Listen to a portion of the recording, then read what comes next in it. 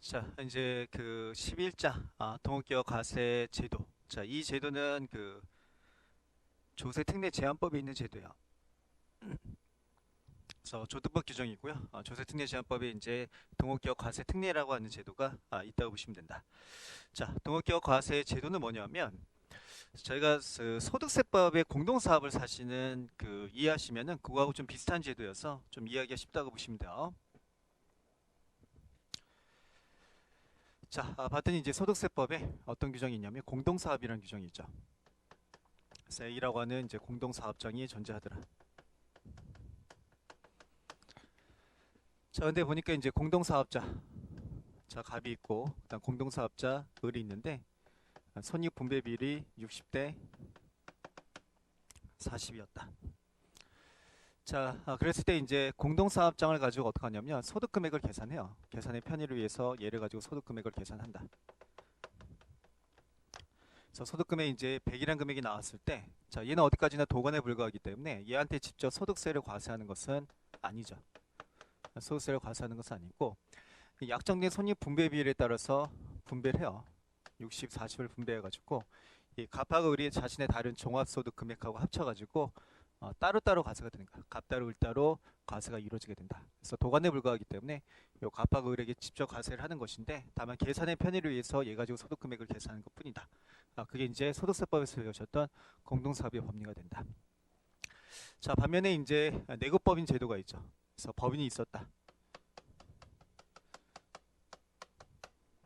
자, 그래서 이번에 이제 출자자가 되는 거야. 갑이란 자가 60%를 출자하고, 자, 을이란 자가 40%를 출자하게 되었다. 근데 이번에 보니까 갑은 이제 법인이었고, 자, 을은 개인이었다. 자, 거주였다고 가정해볼게요. 거주였고, 얘는 이제 내국법인이었다.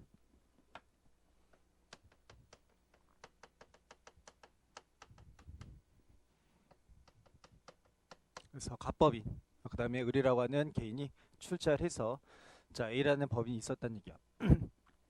자, 그래서 이제 A 법인에게 발생한 소득, 자, 얼마가 있었냐면 각 사람들 소득, 자, 100이라는 금액이 있었다면 이 금액에 대해서 일단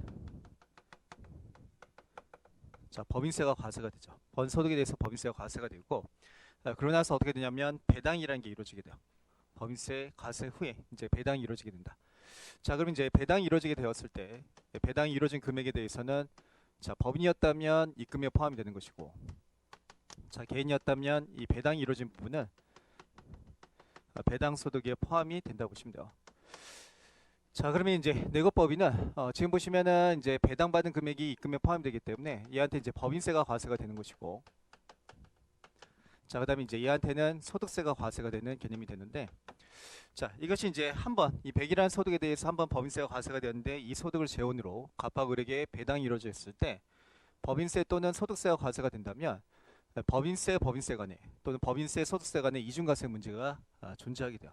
그래서 그 이중과세를 해결하기 위해서 자, 소득세법은 그로서 제도를 두고 있고 법인세법은 수익배당금 입금 불산입이라는 제도를 두고 있는데 이 수익배당금 입금 불산입의 수익배당금 입금 불산입률이 항상 100%가 되는 것도 아니고 이 그로서 제도는 이제 법인세율을 10%라고 가정을 하고 있는 것이 되기 때문에 실제로 100% 이중과세가 적용되는 것은 아니고요. 그냥 부분적으로만 이중과세가 적용되는 그런 효과가 있다고 보시면 된다.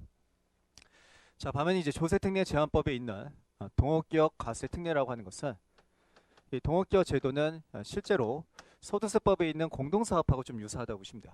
그래서 이제 보니까 자, 갑이라고 하는 이제 내국법인이 약정된 손익분배 비율이 60%였고 자, 을이라고 하는 이제 거주자가 있는데 이제 갑하고 을이 동업을 했다는 얘기야. 근데 제가 이제 소득세법은 개인 간에 동업을 했을 때 공동사업의 법률을 적용받게 됐는데 이 동업기업 제도는 법인 개인 또는 법인 개인도 다 적용이 돼요. 어쨌든 법인하고 개인이 동업을 하고 있었을 때 동업기업 과세특례를 적용받을 수 있다고 보시면 된다. 근데 약정된 손익분배비율을 보니까 갑은 60%, 을은 40%였다. 그럼 어떡하냐면 계산의 편리성을 위해서 역시 동업기업을 가지고 소득금액을 계산해요. 근데 이 금액이 이제 100이 나왔다. 그랬을 때, 자, 이 동업기업은 도관에 불과하기 때문에 공동사업장의 법리하고 똑같다고 보시면 된다. 얘는 도관에 불과하니까 얘한테 직접 법인세라든가 또는 소득세를 과세하는 건 아니에요.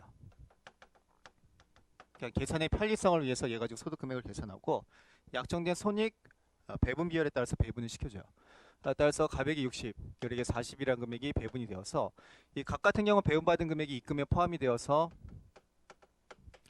자 법인세가 과세가 되는 것이고, 자 을 같은 경우는 이게 이제 소득에 포함이 되어서요 소득세가 과세가 돼요. 근데 이 경우에는 이중과세가 완벽하게 조정이 되죠. 100이라는 금액에 대해서 A 단계에서는 과세가 안 되고 동업자 단계에서만 과세가 되기 때문에 이 갑하고 을을 동업자로 부르게 돼요. 그래서 동업자 단계에서만 과세가 되기 때문에 이중과세가 완전히 조정되는 그런 장점을 가지고 있다. 자, 그 다음에 이제 결손이 발생했을 때, 자 사업소득의 결손금이 있었다면 저희가 이제 소득세법에서 사업소득의 결손금은 역시 배분이 돼요. 갑하고 을에게 배분이 되는데, 이 내고법인 제도는 결손이 발생했다고 해서 이 금액이 이제 갑하고 을에게 배분되는 건 아니죠. 이 법인 단계에서 그냥 2월이 되는 거야. 2월이 되어서 이제 올해 개정을 통해서 이제 15년으로 바뀌었죠. 2020년 결손금부터는 15년간 2월에서 공제를 받을 수 있다. 그러니까 2월 공제가 되는 거야. 법인 단계에서만 2월 공제가 되지 주주에게 결손금이 배분되지 않는다. 자, 그런데 동업기업 과세 특례 규정은 소득세법 규정하고 비슷하다고 보시면 돼요. 소득 금액을 계산했더니 결손이 발생했다면 그 결손이라고 하는 것도 배분이 돼요. 그래서 가백에 60이 배분되면 이거는 이제 각사함도 소득 금액 계산할 때 송금으로 인정이 되는 것이고, 그다음에 역시 거주자였다면 40이라는 결손금이 배분이 이루어지게 된다. 그래서 이렇게 이제 결손금을 배분받을 수 있기 때문에 내고법인 제도보다는 세부단 측면에서 유리한 면을 가질 수 있다.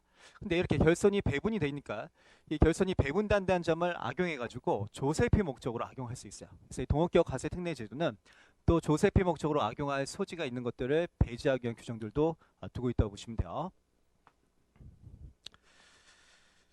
자, 그게 이제 설명이 된 것이고요. 일단 동업기업만 보시면은 동업기업은 이제 과세를 하지 않아요. 동업기업한테 직접 과세하지 않고 동업자 단계에서 법인세 또는 소득세를 과세하기 때문에 이중과세가 완전히 조정되고, 또 결손이 발생했다면 결손도 배분받는다는 얘기야. 그래서 다른 소득에서 공제가 가능하다.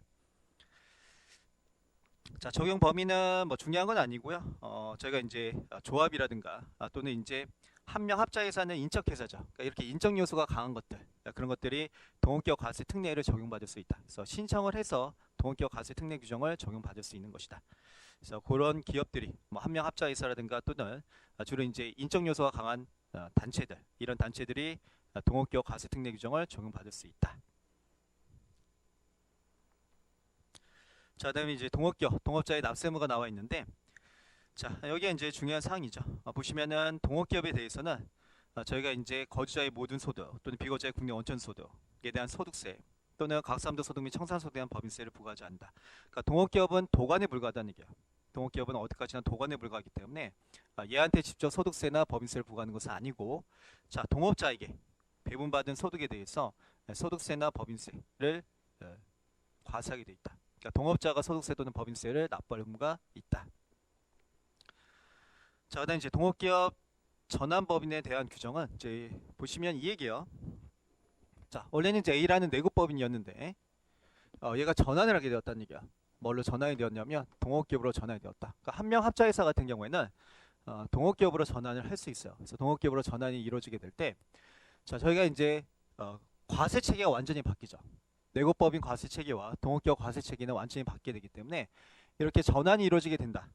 내국법인이 동업기업으로 전환이 이루어지게 된다면 청산이 일어난 건 아니지만 과세 체계가 바뀐다는 점을 고려해서 청산이 일어난 것처럼 간주를 하겠다는 얘기야. 따라서 준청산소득에 대한 법인세 납세 의무가 생기게 된다. 자, 그랬을 때 이제 그 과세 특례를 적용받게 되는 최초 사업년도 직전 사업년도 종료일로부터 3개월 이내에 뭘 해야 되냐면 준청산소득에 대한 법인세 과표와 세액을 신고해야 돼요. 그러니까 청산소득 금액을 계산해 가지고 그 금액을 신고하게 돼 있는데, 자 실제 청산이 일어난 것이냐? 실제 청산이 일어난 건 아니에요. 그렇기 때문에 신고 자체는 가능한데 세금 납부에는 어려움이 생기대요. 그러니까 실제 청산이 일어난 건 아니어서 세금 납부에 어려움이 있으니까 납부에 대해서는 어떻게 줄게? 3년간 분할해서 납부할 수 있다. 그래서 세금은 3년 동안 분할해서 납부해라. 실제 청산이 일어난 게 아니기 때문에 그래요. 자, 그다음에 이제 동업기업 소득금액 계산 배분과 관련된 구조를 좀 보시면, 이건 사례 가지고 좀 설명을 드릴게요.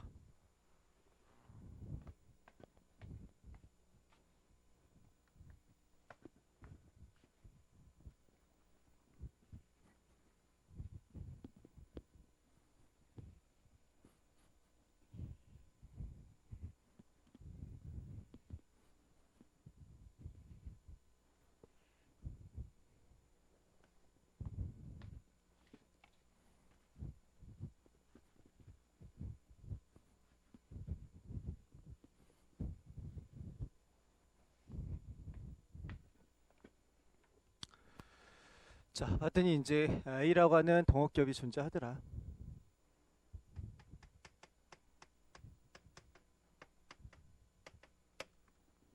자, 그 다음에 이제 동업자 군을 봤더니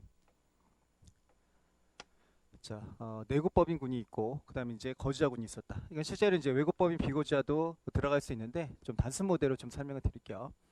그래서 이제 보니까 내국법인 군이 있었다는 얘기야. 즉 갑이라고 하는 이제 내국법인, 자 을이라고 하는 이제 내국법인이 존재했는데,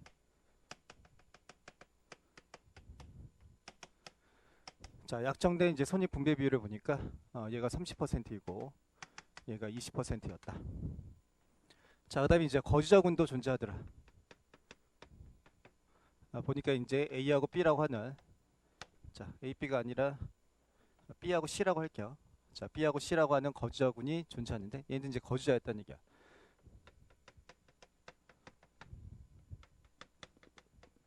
약정된 손익 분배 비율을 보니까 역시 이제 30대 20이었다. 그래서 이렇게 이제 4명의 동업자가 있는 거야. 4명이서 어떻게 하고 있냐면 동업을 하고 있는데 갑하고 을은 내국법인이었고 B하고 C는 거주자였다. 개인이었다는 얘기야. 그래서 이렇게 4명이서 어떻게 했냐면 동업 관계에 있더라. 그래서 A라는 동업기업을 영위하고 있다. 자 그러면 이제 어떻게 하냐면 이 동업기업을 자 하나의 내국법인으로 봐가지고 법인세율을 계산해요. 그래서 계산해보니까 각 사람들 소득 금액이 얼마가 나왔냐면 1000이 나오게 되었다. 자 다시 얘를 하나의 거주자로 봐가지고 소득 금액을 계산하는 거야. 그러니까 지금 이제 내국법인군이 있기 때문에 동업자 단계에 내국법인이 있다면 그냥 얘를 내국법인으로 봐가지고 각 사람들 소득 금액을 계산을 하는 거야. 그 다음 이번에는 거주자군이 있었기 때문에 얘를 거주자로 봐가지고 이제 소득세법을 적용받는 거야. 그럼 법인세법을 적용해서 각 사람들 소득 금액을 계산하고, 이번에 소득세법을 적용해서 얘가 거주자였다면 소득세법상 소득 금액이 얼마가 나오게 되냐. 근데 보니까 자 사업소득은 600이라는 금액이 나왔고 양도소득이라고 하는 것은 300이라는 금액이 나오게 되었다. 그러니까 소득세법은 이제 소득을 구분하고 있죠. 그리고 이제 법인세하고 소득세 제가 계산 구조가 다르다 보니까 이렇게 금액이 서로 다를 수 있어요. 자 그렇게 이제 금액이 나오게 된다면 그 금액이라고 하는 것을 이제 배분을 시켜주는 거야. 그래서 일단 각 사람들 소득 금액 요 1000이라는 금액은 내국법인에게 배분이 돼요. 그럼 얘네들의 이제 내국법인 군에 자 약정된 손익 분배 비율이 몇 퍼센트냐면 50%죠. 자 따라서 이제 1000이라는 금액에 대해서 50%를 곱한 500이라는 금액이 일단 배분이 되고, 다시 이제 요 갑하고 을에게 500이라는 금액이 또 배분이 되는 거야. 그럼 갑에게 배분되는 금액을 500이라는 금액에 대해서 자 합치면 50%죠. 50% 중 30%가 배분이 되기 때문에 300이라는 금액이 배분된다. 그럼 이게 갑의 입금에 포함이 되는 거야. 각산적 소득금액 계산할 때 입금에 포함이 되고, 자 이 같은 경우에는 이제 500이라는 금액에 대해서 50% 중 20%가 배분이 되어서 200이라는 금액을 배분받게 된다. 실제로 이제 1000이라는 금액에 그냥 30% 20% 곱해도 금액이 바로 나오게 되죠. 자 그다음에 이제 거주자 B 같은 경우에는 B하고 C 같은 경우에는 자 일단 거주자군에 배분돼요. 그러면 얼마가 배분되냐면 사업소득은 얘도 합치면 50%가 되죠. 그래서 사업소득 같은 경우에는 600에 50%로 곱한 300이라는 금액이 배분이 되고, 양도소득 같은 경우에는 300에 50%로 곱한 150이라는 금액이 일단 배분이 된다. 자 그러고 나서 이제 요 금액이 B하고 C한테 다시 배분이 되는 거야. 그러면 B한테 사업소득 같은 경우에는 300이라는 금액이 50% 중 30%가 배분이 되는 거야. 이제 180이라는 금액이 배분이 되고, 을 같은 경우 이제 사업소득에 대해서는 50% 중 20%가 배분이 되는 거야. 그러면 120이 배분이 되겠죠. 양도소득 같은 경우에는 자 150이라는 금액에 대해서 50% 중 30%가 B에게 배분이 돼요. 그럼 얼마가 되냐면 90.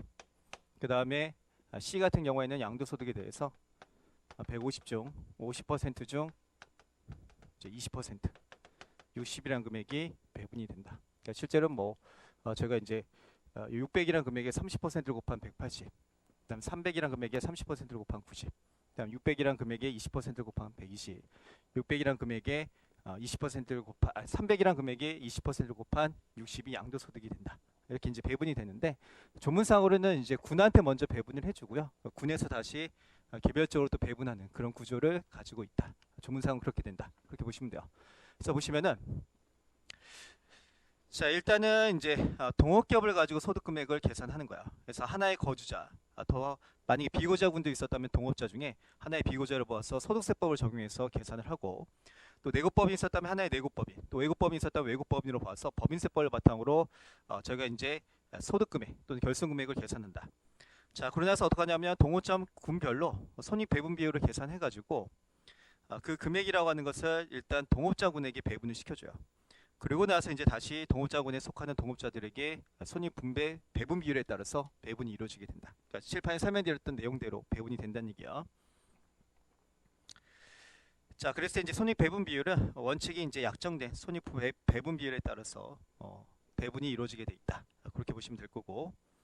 자, 동업자의 소득 구분이라고 하는 것은 저희가 이제 거주자군이었다면 그냥 이 얘기야. 이자면 이자. 이자 소득이면 이자, 배당 소득이면 배당, 사업이면 사업, 기타면 기타, 양도면 양도 소득이 된다.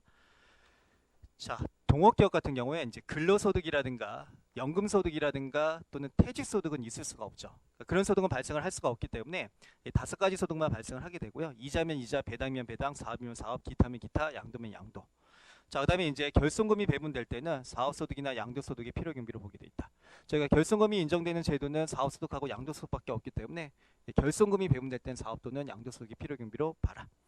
자, 내국법인군이었다면 이제 소득금액이 배분될 때, 플러스 금액이 배분될 때는 입금, 결손금이 배분이 된다면 그걸 송금으로 보면 된다. 그다음 비거주자 외국법인군은 한번 읽어보시면 되고.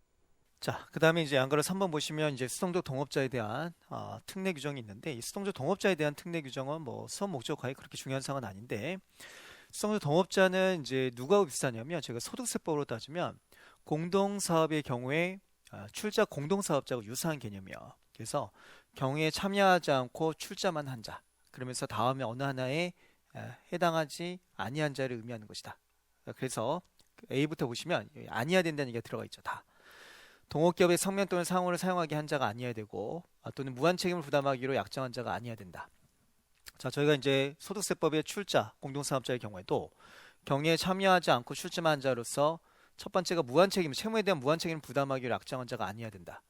그러면서 저희가 이제 성명이나 상호를 사용하게 했다면 이건 상법 총칙에 의해서 무한 책임을 좀 부담하게 돼요. 그러니까 역시 무한 책임을 부담하면 안 된다는 개념으로서 성명 또는 상호를 사용하게 하지 않았어야 된다. 근데 이제 소득세법과 달리 하나가 더 추가가 되는 게 임원이 아니어야 된다는 얘기가 들어가게 돼요. 그래서 임원도 아니었다면 그때를 수동적 동업자로 부르게 돼 있고, 이 수동적 동업자는 사실은 내국법인의 주주하고 같은 지위에 있는 것으로 봐요. 그러니까 주주하고 동일한 개념으로 보기 때문에 배분받은 소득 금액은 전부 다 배당 소득으로 보겠다.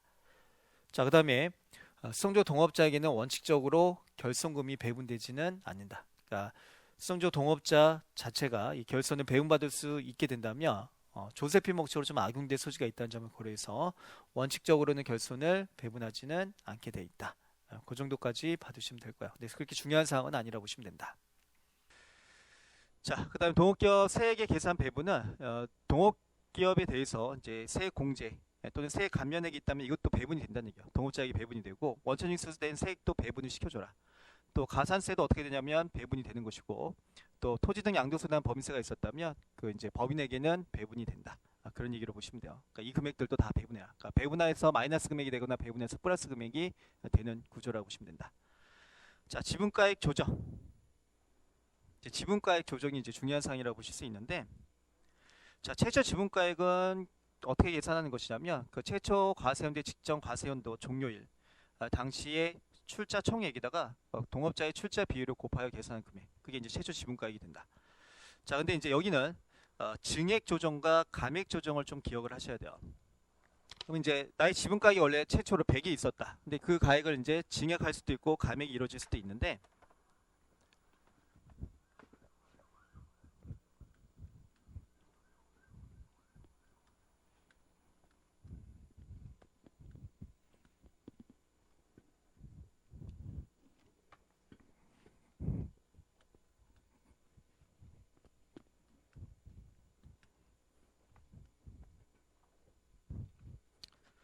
자, A라고 하는 이제 동업기업이 있더라.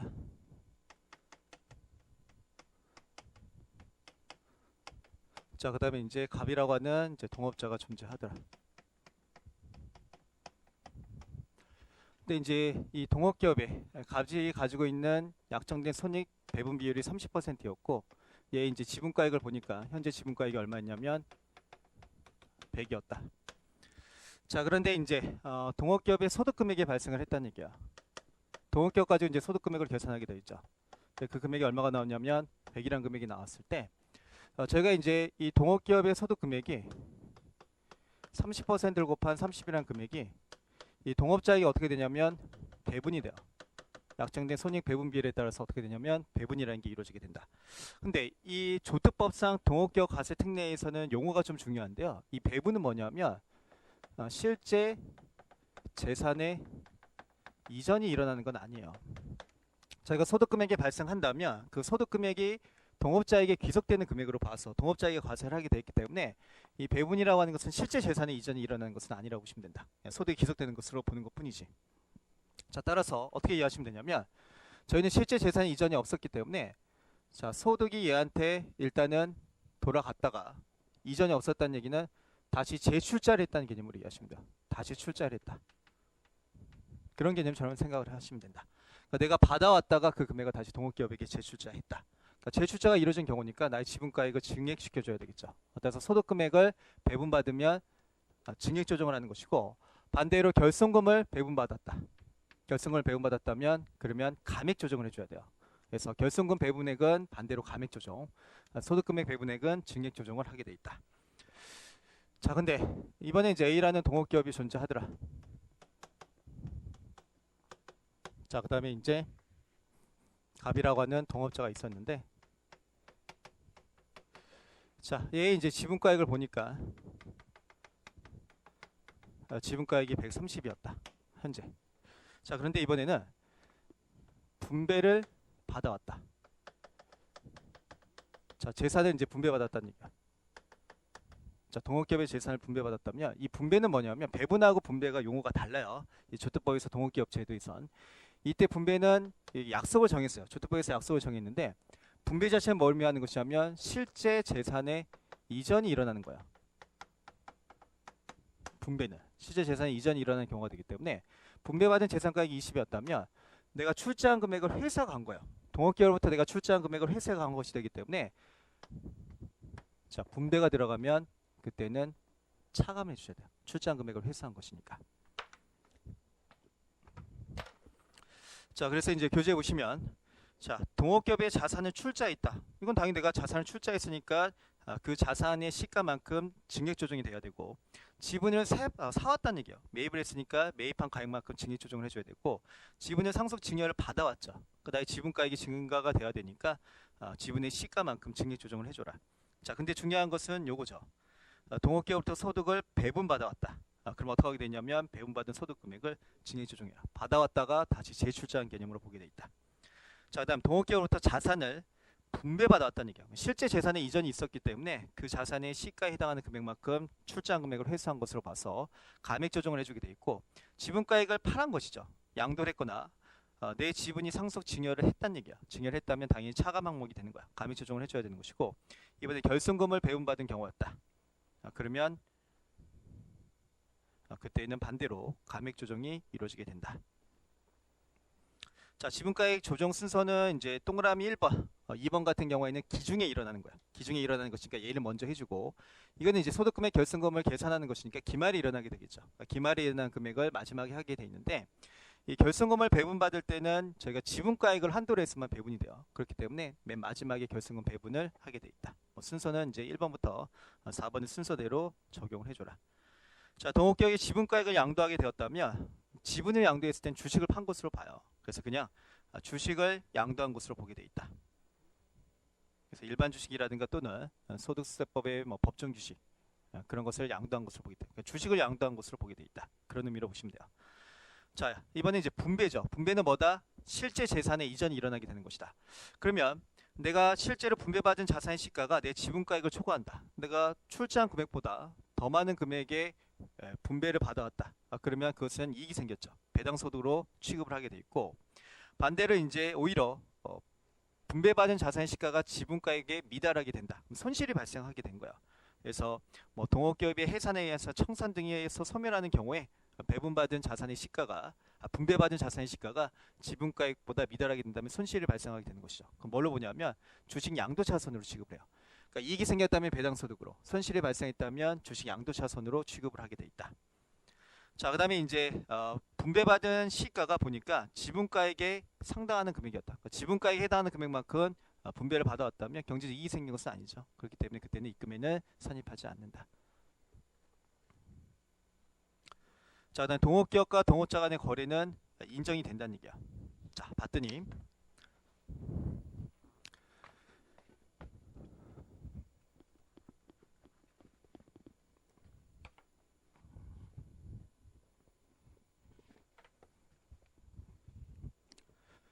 자, 동업기업이 이제 존재하더라. 얘는 이제 제조업을 영위하는 동업기업이었고, 이제 동업자가 존재했다. 갑이라고 하는 동업자.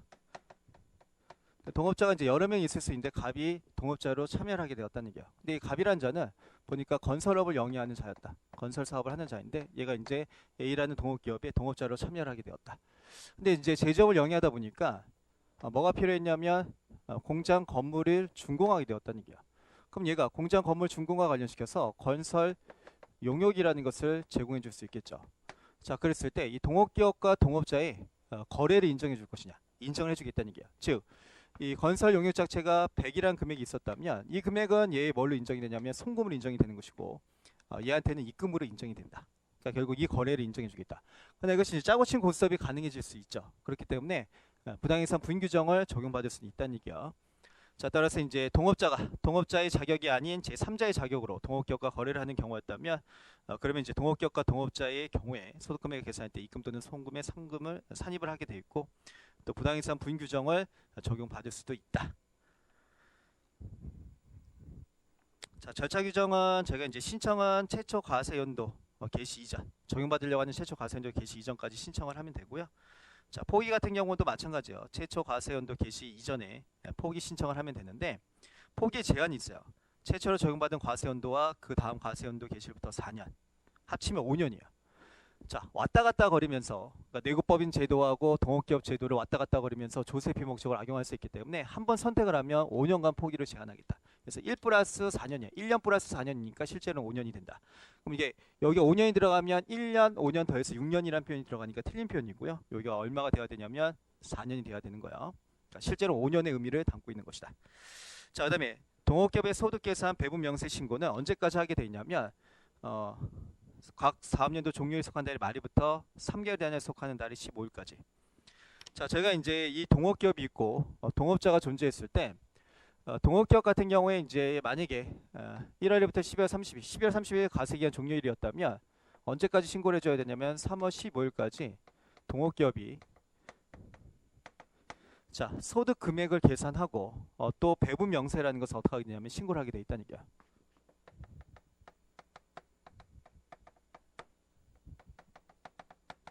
어떻게 배분이 이루어지는지 그 명세를 신고하게 돼 있다. 자, 그래야지만 이제 동업자, 얘가 이제 내국법인이었을 때,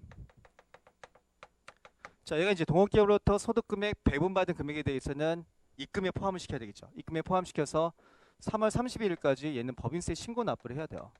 법인세 신고를 해야 되기 때문에 적어도 법인세를 신고하기 위해서는 한 2주의 텀은 있어야 된다는 얘기야. 그래서 동업기업은 3월 15일까지는 소득금액을 신고해줘야 되고, 그걸 바탕으로 해서 이제 동업자가 그 금액, 소득금액 배분받은 금액을 입금에 포함시켜가지고 법인세 신고가 이루어지게 되겠죠. 그러니까 3월 15일까지는 신고를 해야 된다. 그런 의미라고 보시면 된다.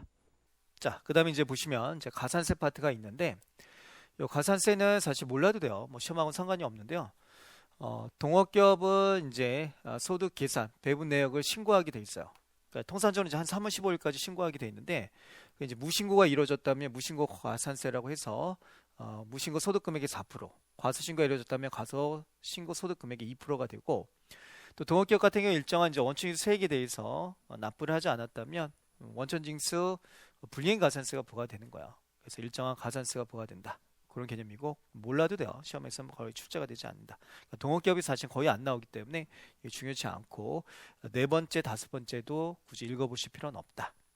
그래서 여기까지 해가지고 동기업 과세 특례 강의를 마칠게요.